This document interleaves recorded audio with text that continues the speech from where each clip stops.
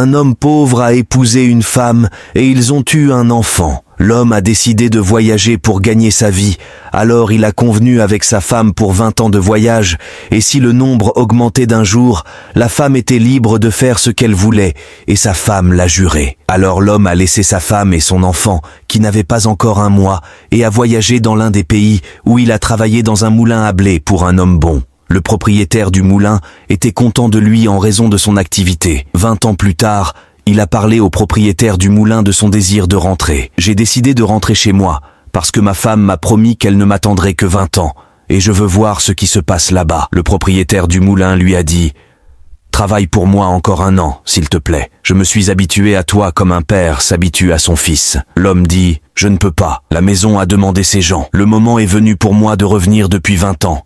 Et si je ne rentre pas chez moi cette année, ma femme me quittera. » Alors le propriétaire du moulin lui donna 3 pièces d'or et lui dit « C'est tout ce que j'ai, prends-le, ce n'est pas grand-chose pour toi. » L'homme a pris les 3 pièces d'or et s'est dirigé vers son village. Sur le chemin du village, 3 passants l'ont suivi, 2 jeunes hommes et le 3e, un vieil homme.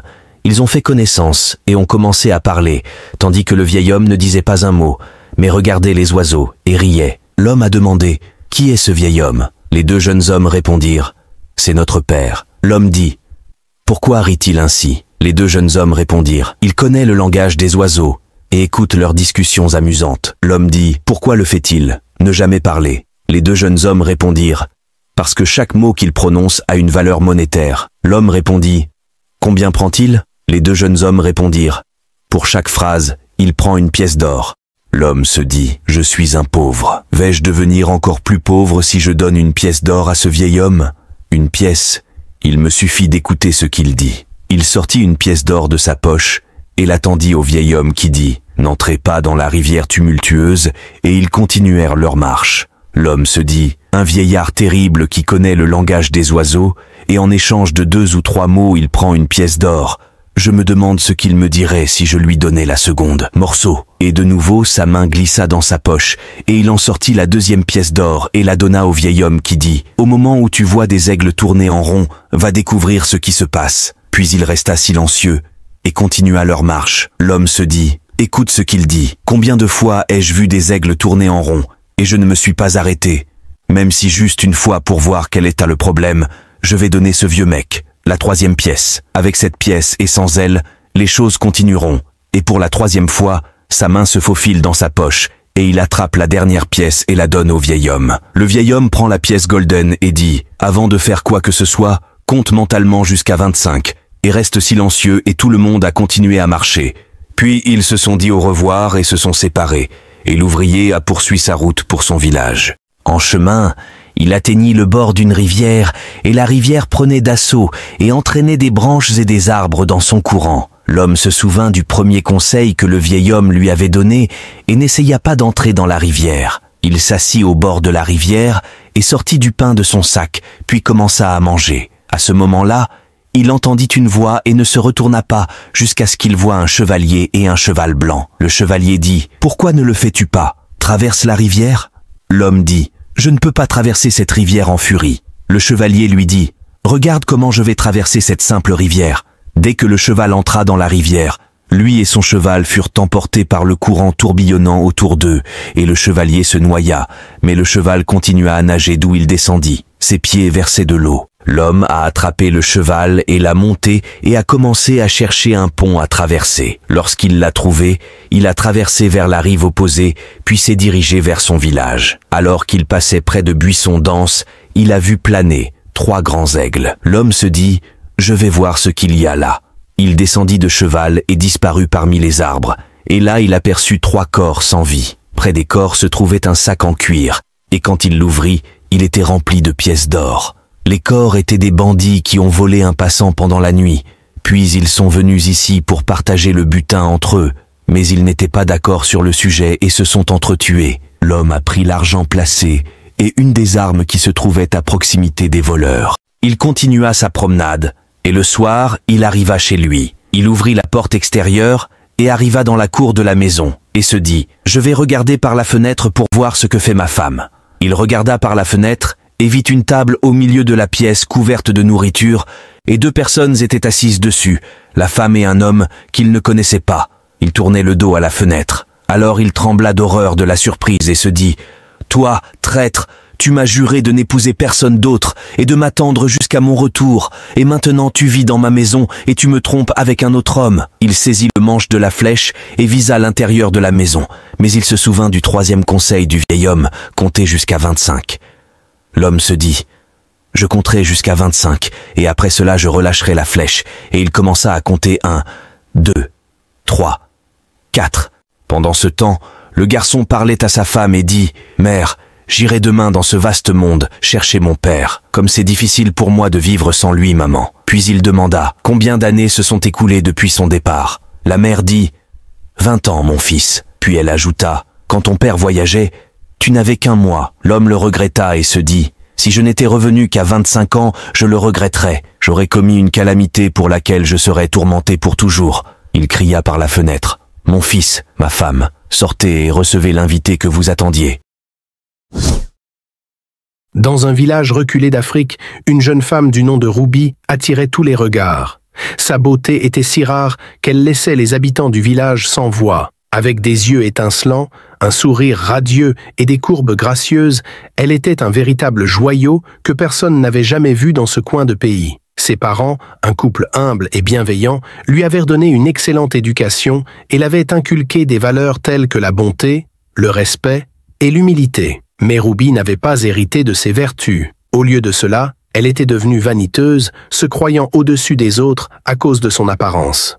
Elle rejetait tous les prétendants, méprisant même les plus honorables, car pour elle, seul un prince ou un roi était digne de sa main. Les hommes du village, qu'ils soient jeunes ou vieux, mariés ou célibataires, rêvaient tous d'être choisis par Ruby, mais aucun d'entre eux ne trouvait grâce à ses yeux. Elle les jugeait trop ordinaires, trop peu pour sa beauté inégalée. Sa mère, bien qu'aimante, était préoccupée par l'attitude de sa fille.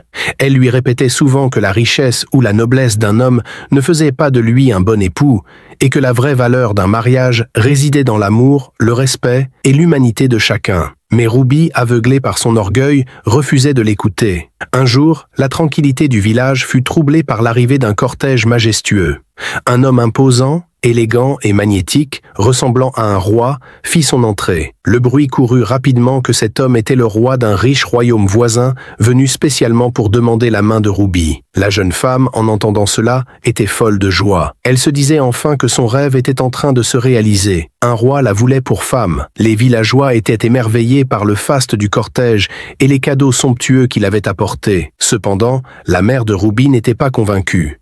Elle pressait sa fille d'être prudente, de connaître réellement cet homme avant de l'épouser. Mais une fois de plus, Ruby ignora les conseils maternels. L'idée d'épouser un roi riche suffisait pour la persuader. Ses parents décident d'accepter son choix et de le donner en mariage au roi. Le mariage fut donc arrangé. Le roi s'appelait Isaac et il est resté dans le village jusqu'au jour du mariage. Le jour du mariage fut grandiose. Des invités de toute la région étaient présents et la fête dura jusqu'au petit matin. Pendant la cérémonie, le roi Isaac offrit à Ruby un magnifique collier en or, étincelant de 1000 feux. Il lui expliqua que ce collier était un héritage familial, passé de père en fils, et que désormais il appartenait à Ruby.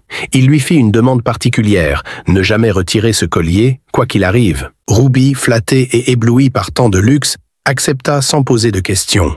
Après les festivités, il était temps pour elle de quitter son village natal et de suivre son nouvel époux vers son royaume. Le lendemain du mariage, Ruby partit avec son mari et son cortège pour rejoindre le royaume d'Isaac. Après de longues heures de route, le nuit tomba et le roi ordonna à son troupe de se reposer jusqu'au lendemain. Le lendemain matin, Ruby se rendit compte que tous les chevaux qui les accompagnaient avaient disparu. Il restait le roi, les hommes du roi et Ruby. Lorsqu'elle demanda à Isaac où ils étaient passés, il répondit calmement qu'ils avaient été empruntés dans un village voisin et étaient retournés chez eux. Ruby sentit un frisson de malaise, mais son mari, imperturbable, la rassura et lui fait savoir qu'ils seront bientôt arrivés. Plus ils avançaient, plus le paysage devenait inquiétant. Ils atteignirent finalement une rivière d'une apparence mystérieuse. Là, les hommes qui avaient accompagné le roi firent leur adieu à Isaac et plongèrent dans la rivière, disparaissant sous les flots comme s'ils vivaient dans cet élément. Ruby, encore plus choquée, demanda à son époux qui étaient ces hommes et pourquoi ils vivaient dans la rivière. Isaac répondit d'un ton désinvolte qu'ils habitaient là, et qu'il ne faisait que les accompagner pour une partie du voyage. Il ne semblait pas perturbé par l'étrangeté de la situation, ce qui inquiéta encore plus Ruby. Elle commençait à douter de l'identité réelle d'Isaac et de ses intentions. Alors que Ruby réfléchissait à comment sortir de cette situation, une pirogue arriva près d'eux. Le roi Isaac monta dedans et fit signe à Ruby de le suivre. Pendant le temps que son mari montait sur la pirogue, Ruby court pour s'échapper avant que Isaac l'aperçoive. Mais aussitôt qu'elle fit un pas en arrière, le collier que le roi lui avait donné émit une lumière étrange et se mit à vibrer. Ruby sentit une force invisible la retenir. Isaac, avec une rapidité fulgurante, sauta hors de la pirogue, l'attrapa et la força à monter à bord. Ruby comprit alors que ce collier était bien plus qu'un simple bijou. Il la liait d'une manière étrange à Isaac, comme s'il avait un pouvoir sur elle, et elles continuèrent alors leur chemin dans la pirogue. La pirogue les mène dans une forêt mystérieuse. Ruby, de plus en plus terrifiée, commence à entendre des voix invisibles l'accueillir, félicitant Isaac pour avoir épousé une si belle femme. Pourtant, Ruby ne voit personne à part son mari. Les voix qui disaient aussi « Ah, c'est elle Ruby? C'est elle la mariée à Isaac ?» Mais Ruby ne voit toujours personne hormis son mari. Elle n'entendait que des sons. Elle essaie de se débarrasser du collier étrange qu'elle porte autour du cou, mais il semble attaché de manière surnaturelle. Tentant de s'enfuir, elle est rapidement rattrapée par Isaac, le collier l'avertissant de ses moindres mouvements. Ruby est alors inquiète et regrette d'avoir repoussé les hommes de village qui voulaient l'épouser. Ruby supplie Isaac de lui laisser partir, mais Isaac ne l'écoute pas du tout. Il prend la main de Ruby et la force à marcher dans la forêt. Après quelques heures de marche, Isaac s'arrête devant un arbre, récite quelques incantations et aussitôt ses pieds disparaissent. En ce moment, Ruby près de lui criait et pleurait très fort, mais Isaac ne l'écoutait pas du tout. Isaac prend la main de Ruby et la force à marcher dans la forêt. Arrivé de nouveau sur un autre arbre très grand, Isaac s'arrête devant l'arbre, récite quelques incantations et aussitôt ses mains disparaissent. Il fait la même chose avec un autre arbre et sa poitrine disparaît, lui laissant uniquement la tête. Isaac continue à marcher avec seulement sa tête qui apparaît. Ruby derrière lui était à la fois inquiète et terrifiée, mais n'avait pas de solution à cela. Isaac récite à nouveau des incantations devant un arbre et sa tête disparaît aussitôt, et Ruby ne le voyait plus. Soudain, un être terrifiant, avec une peau noire, de longues dents et un visage hideux, apparaît devant elle. Ruby s'évanouit de peur. À son réveil, Ruby se retrouve dans une cabane rudimentaire. L'être terrifiant qu'elle a vu prétend être son mari, Isaac. Ruby, tremblante de peur, malgré sa peur, lui demande pourquoi il est venu de si loin pour demander la main à Ruby. Il lui révèle que ni lui ni son peuple ne sont des humains, mais des créatures surnaturelles. Ils étaient au courant de tous ce que faisaient les humains. C'est pour ça que Isaac a fait semblant d'être un humain très riche, ressemblant à un roi, pour tenter sa chance d'épouser Ruby. Les hommes ainsi que les chevaux qui accompagnaient Isaac dans le village de Ruby étaient des amis de Isaac. Ils n'étaient pas humains eux aussi. Ruby, horrifiée et remplie de regrets, supplie encore une fois de retourner chez elle. Mais Isaac l'ignore. Ruby ne faisait que pleurer et crier. Elle restait toujours allongée et inquiète. Ruby continue de vivre ainsi pendant une semaine. Un jour, alors qu'elle est assise dans la cabane pensant nostalgiquement à son village, Ruby aperçoit une silhouette près de la porte. Elle regarde bien et voit qu'il s'agit d'un homme normal comme elle. Elle avait peur à première vue, mais est ensuite rassurée, car elle a vu un humain comme elle. Ruby se lève pour courir vers l'homme et lui demander de l'aide. Mais l'homme lui dit de s'arrêter, sinon le collier qu'elle porte va prévenir son mari. L'homme lui conseilla alors de mettre du miel dans le collier, de creuser un trou et y enterrer le collier. Ce que fait aussitôt Ruby. Ruby se débarrasse alors du collier et rejoint l'homme, puis elle lui demande qui il était. L'homme est un grand marabout guérisseur. Il est venu dans cette forêt pour approfondir ses connaissances sur les êtres surnaturels, mais il a perdu la bague qui devait lui protéger et lui permettre de sortir de la forêt quand il le souhaitait. C'est pourquoi il ne pouvait pas rentrer chez lui.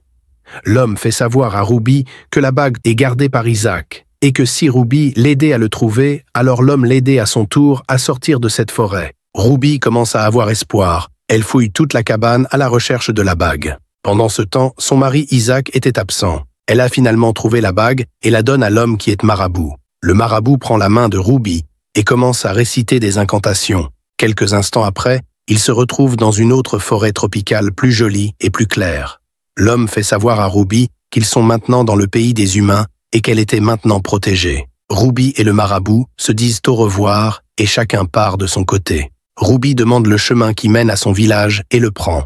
Une fois arrivé dans son village, les villageois sont choqués car la Ruby qu'ils connaissaient était différente. Elle semble avoir perdu la raison, hantée par les événements surnaturels qu'elle a vécus. Ses parents prennent soin d'elle, la soignent avec amour et patience, puis l'aident à revenir à la raison et à devenir la belle Ruby qu'elle était. Peu à peu, Ruby retrouve la raison, mais elle n'est plus la même. Son expérience dans la forêt a radicalement changé sa vision de la vie. Elle était devenue humble, reconnaissante pour les choses simples de la vie, et plus jamais elle ne se vanterait de sa beauté extérieure. Ruby, autrefois fière et vaniteuse, est devenue humble et reconnaissante. Elle ne se vante plus de sa beauté extérieure et comprend désormais que la vraie valeur d'une personne ne réside pas dans son apparence, mais dans son cœur. Elle s'excuse auprès des villageois et remercie sa mère pour ses conseils qu'elle avait ignorés dans sa jeunesse. L'histoire de Ruby et Isaac est une aventure pleine de surprises, de mystères et de drames, qui nous enseigne des leçons profondes sur l'humilité, la gratitude et la force intérieure. En revenant d'un voyage surnaturel et terrifiant, Ruby est non seulement libérée de ses chaînes, mais aussi d'elle-même, de ses illusions et de son orgueil. Merci de bien vouloir noter la vidéo sur une échelle de 1 à 10, cela nous aiderait beaucoup.